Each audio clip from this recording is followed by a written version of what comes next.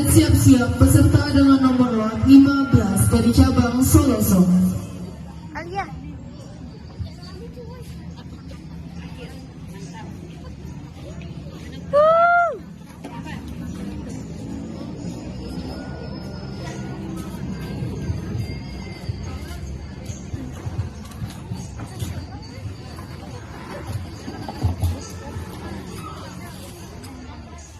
Sudah di situ langsung sampai suara Ale.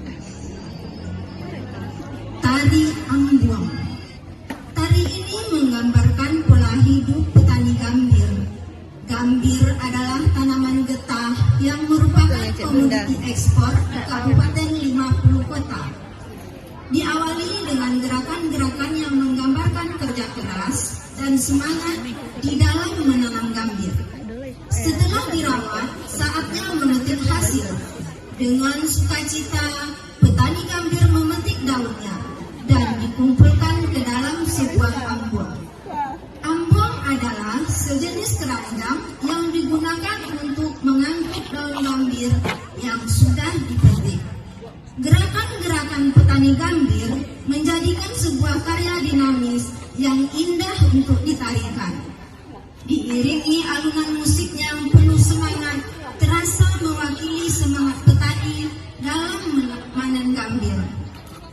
Musik yang ceria menggambarkan rasa sukacita petani di saat memetik hasil. Semua dipadu menjadikan tari ini terlihat menarik. Ambuang di ayun, langkah di senta.